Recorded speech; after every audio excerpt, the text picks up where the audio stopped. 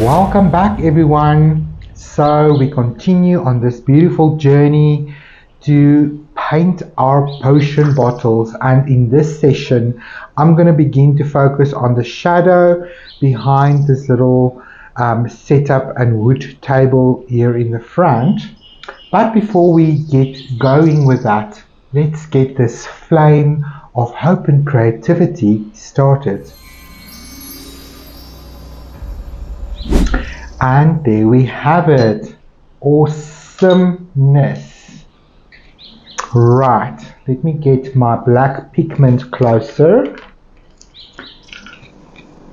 Specifically the ivory black. It's nice and deep. Let's activate the pigment with some clean water.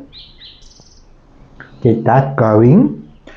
Because the shadow that we have here in the back is quite dark. I think that's probably the darkest of the entire painting. So let's just get any dust or hair out of the way. It's a day or so later in my reality, so I'm gonna just get that started. I think I'm going to mix it in here, so let's add some water. And I don't really care about the pigment that's in the palette already, because we're going to add black to it anyway, and all of the pigment in here adds to some color harmony. This is going to have to be a very strong mixture as well.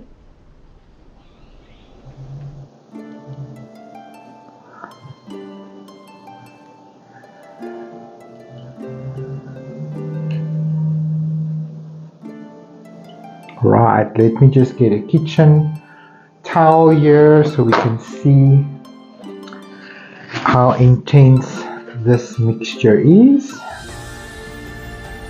Nice, I like it. Okay, let me rinse that off.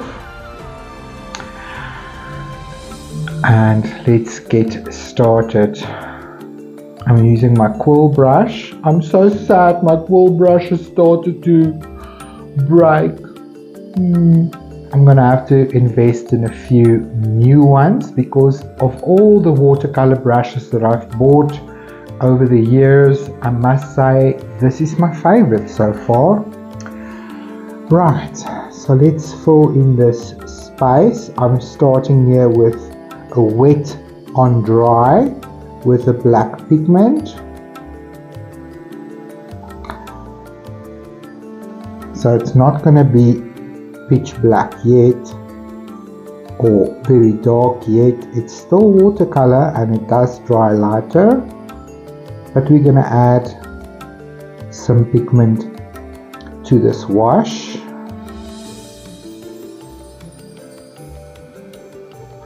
And I'm painting from left to right because I'm right-handed, in order to avoid putting my hand down on wet painted paper.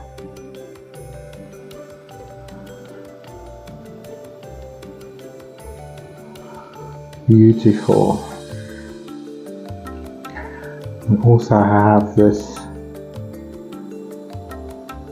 little triangle that's peeking out between the two bottles. Nice.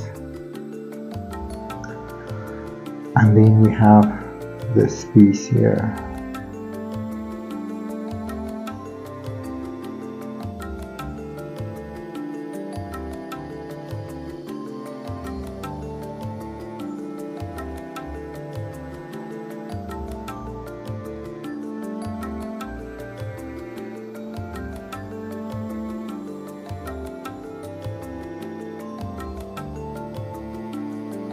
It's actually quite simple. There's nothing to that. You see, each little layer and step that you take completes the puzzle. In the beginning, it's easy to look at a composition like this and feel completely overwhelmed with all of the detail that you see. but it's not necessary. Just take it one element at a time, one object at a time, one shape at a time, and that's how you do it. I'm also going to start to fill in these darker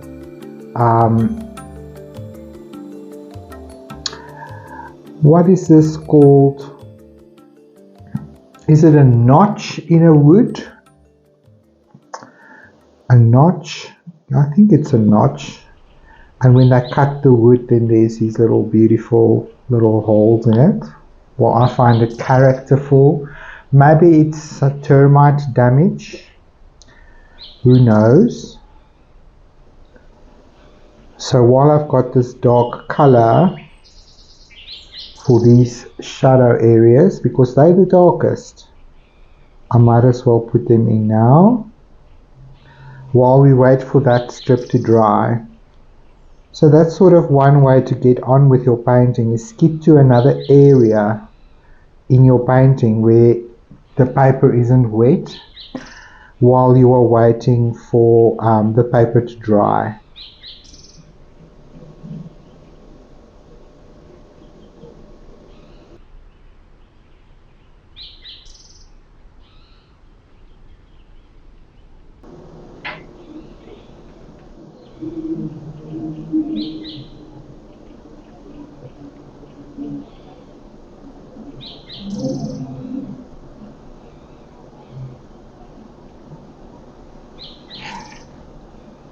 Nice. I learned something from another watercolorist, a professional watercolorist, and this was his advice in watercolor.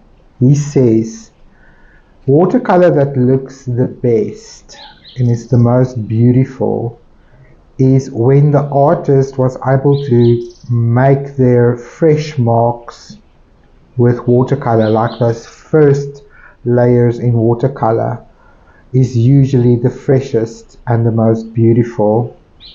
And it works because we make it and we leave it alone. Repeatedly going back into your wash by trying to fiddle or fix things or control things actually ruins the wash. So the minute he said that, I knew I was guilty. I'm guilty as charged. I tend to want to fiddle with things afterwards, almost like it's an acrylic medium or something like that. And then I ruin what is busy happening on the paper. I mean, it's okay to still drop in some color, but like that is all ready to dry. If I start to add or mess with that in any way, shape or form now, it's going to ruin it. It's going to make marks. It's going to create blooms. It's not going to give me the nice matte finish that you sort of want out of a good quality watercolor painting. And you can always add a fresh layer on top when it's completely dry. I tend to be wanting to be a little bit lazy with that sometimes. Simply because I'm scared I'm going to ruin the painting and overwork it. And that's okay. That's completely okay to feel like that and to be concerned. But it's a learning curve. This is the thing. I couldn't paint like I'm painting today 8 years ago, 12 years ago. When I started with watercolor, literally with those round pellet, super student grade that you'll find at a primary school maybe, like really, really cheap. And I worked on normal multimedia paper, so it wasn't even watercolor paper. The results was horrible. I hated it. It was like, no man, this feels elementary. It doesn't feel like watercolor is supposed to. And then I invested in a little bit better watercolor and I really went that route. And again, better color, but still horrible paintings. And then I realized through beautiful teachers that came on my path that the paper is very important. The most important, I would say, in watercolor. You can work on professional watercolor paper like this with much cheaper watercolor paint and get amazing results because the paper is designed for watercolor. I cannot stress it enough. Your watercolor paper is your biggest investment and your most important of all the elements in watercolor. And there's some expensive brushes out there, especially when we start talking about natural hair like squirrel hair or sable hair. Brushes can cost up to 17,000 Rand for a single brush. I'm sorry, I'm not prepared to spend that kind of money on a brush. I don't care how good it is. Maybe if I win the lotto, but even then, it's not necessary. But if that's what you prefer to work in, great. No judgment. If you can afford it and that's your standard, knock yourself out. But I do believe in good quality, but I don't believe that the most expensive thing is necessarily better than something in a medium high quality range. It really is in the end really more about your personal budget and taste than it is about that brush can do things that this brush can't do. It might be sharper, it might have a beautiful, extension of more water available or whatever the case may be, but it's not necessarily what's going to make the painting a success. Is the tool. So I really think the paper is very important. Now that that is sinking in, and this is sinking into the paper, I think it is time to go back to the background. I have to still put in the cord in the background, and when that is done, I want to do another layer on this mortar and pestle. I think I got it right this time, because this is still too light. And this is already beautiful. Look at this beautiful granulation. I didn't fiddle with it. I didn't try to fix anything. I stopped when the first layer was in and I just made peace with the fact that I'm going to come back with another layer. Compare it with this and even the glass in the background. I was forcing it to be darker, darker, darker, and I kept going back, knowing that in some way, shape or form I'm probably going to ruin this because I wanted it to be so dark from the word go.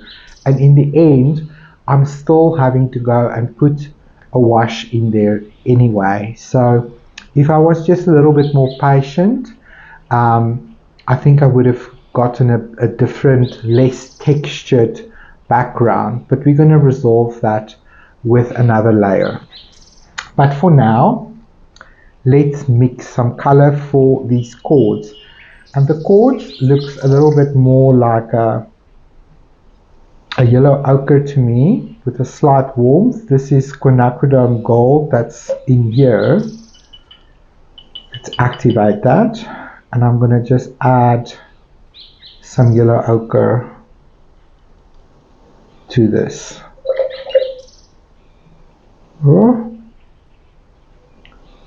So if I use a smaller brush with a smaller bristle shape, then I can get in those little wells much easier, much quicker.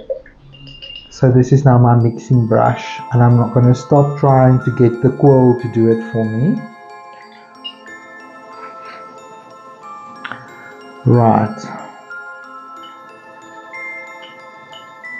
See how thirsty the quill is? Suck up all that color.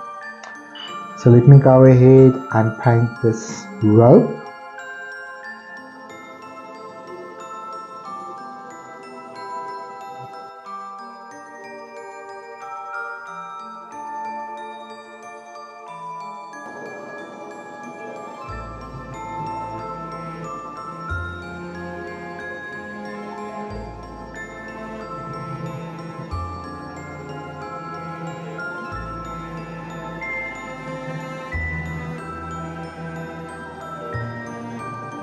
And just let that color soak in. Beautiful. This is actually part of the rope. I only realized afterwards. The shapes merge with the outside of the book that it's standing on. But we're gonna bring everything together now.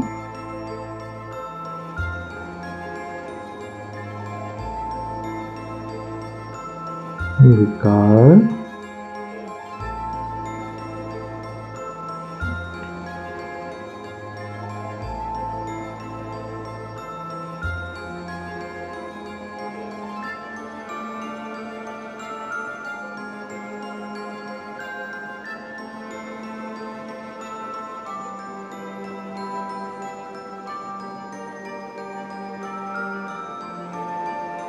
And even though I've got the drawing here in front of me, I keep looking at my reference material to just make sure I'm at the right place and I'm busy with the right color and the right value. And any space where I feel a little bit of a correction can be made, like there was a little bit of an intrusion of the background wash, then I'll just ride on the toe there and just almost wash it or massage it a little bit just to soften that area. Like there's a little corner, and it starts to reactivate the pigment that's sitting there on the page, and it starts to blend with the shape that I'm currently painting. So it's a way to just gently correct.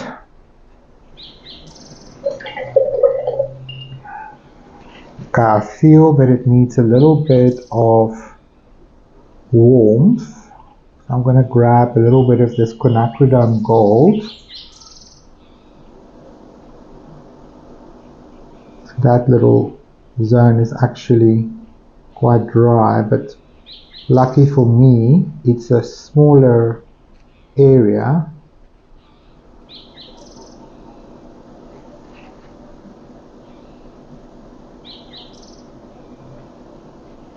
So it doesn't matter so much.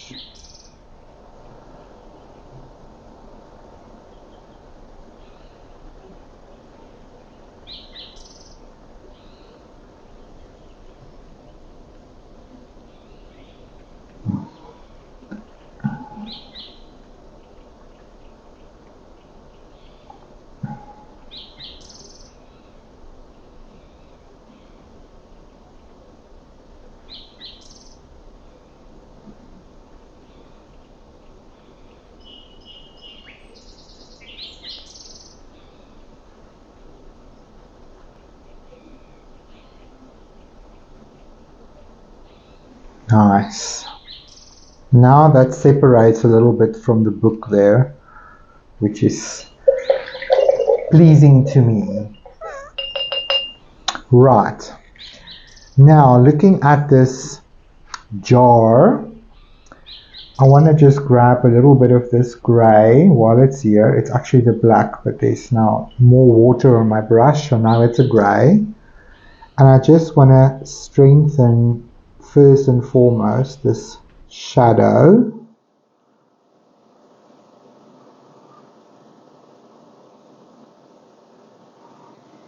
That's already going to feel so much better.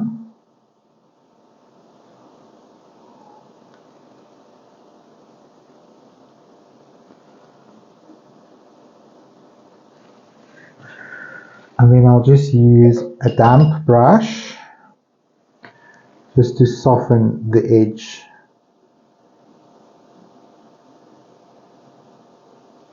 A little bit.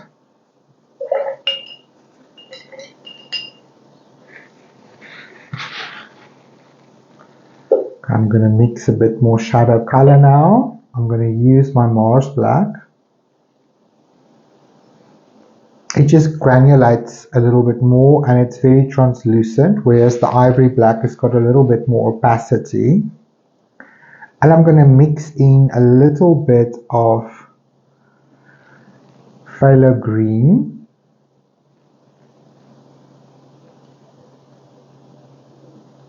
maybe a little bit of indigo blue.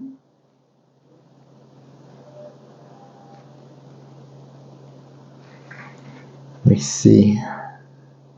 Nice. And I'm going to use this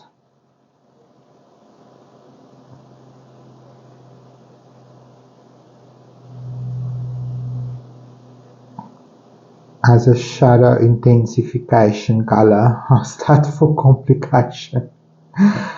So I'm just giving the whole thing a translucent wash. So I'm not using any of the beautiful granulation in the back. It's cooling it down, pushing it backwards.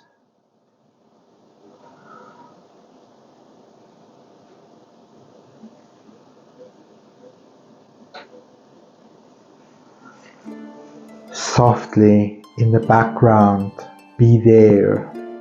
I like that. I think this bottle is also still too bright, so I'm gonna give that a little bit of a wash as well. I'm leaving the highlight area.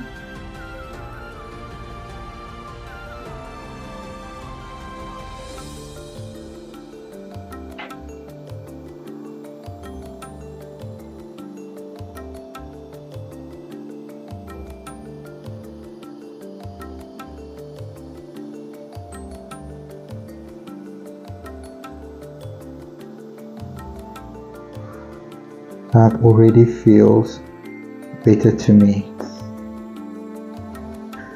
I also think that this book thing here can also be deeper still.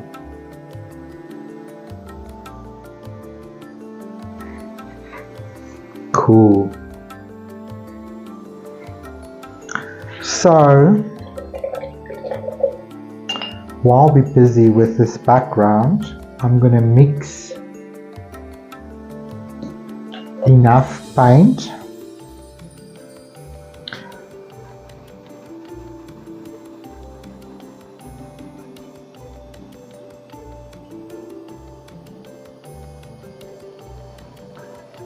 but now this doesn't have to be so dark. I just want to give the windows a little bit of a wash, but let's see. That's good enough.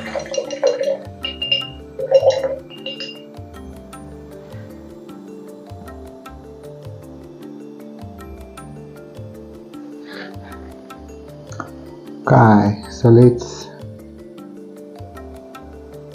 just give this a wash again and just darken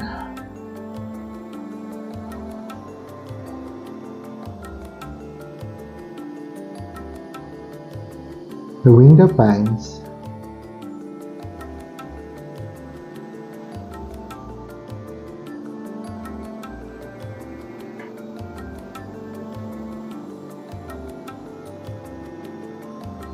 And this time round, I'll definitely just leave it alone. Don't add water, don't brush too much, don't massage the paper.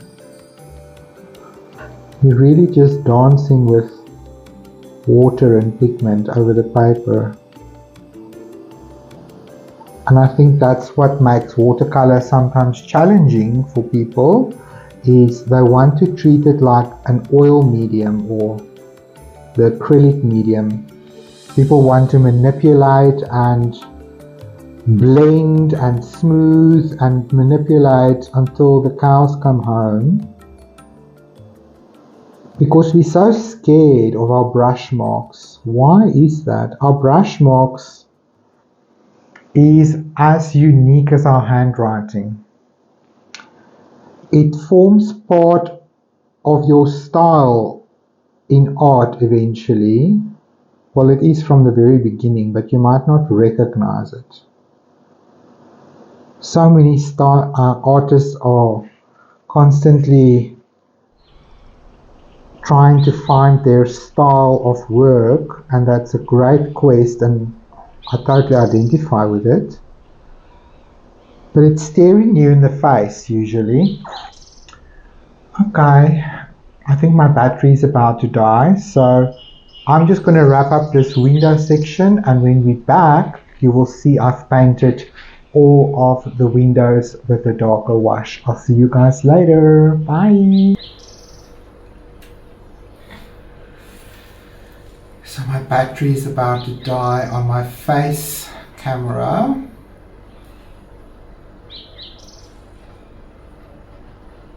But my desk camera should still be fine.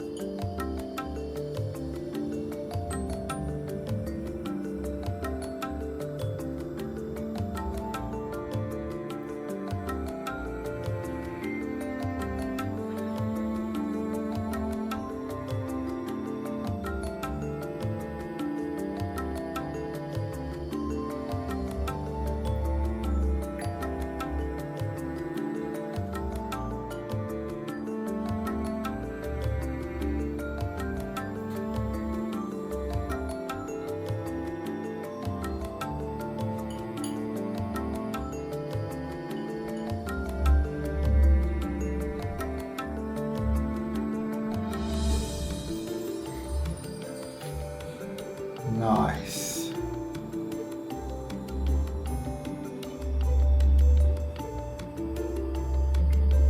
And leave it alone.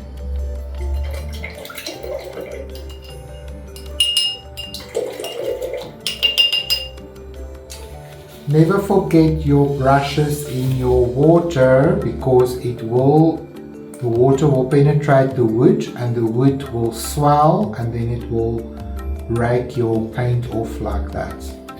So always rinse them, dry them and leave them to dry. The same happened with this one. You can see the whole thing is coming off.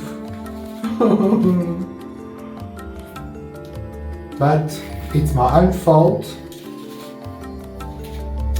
There we go. Alrighty then, bye bye for now.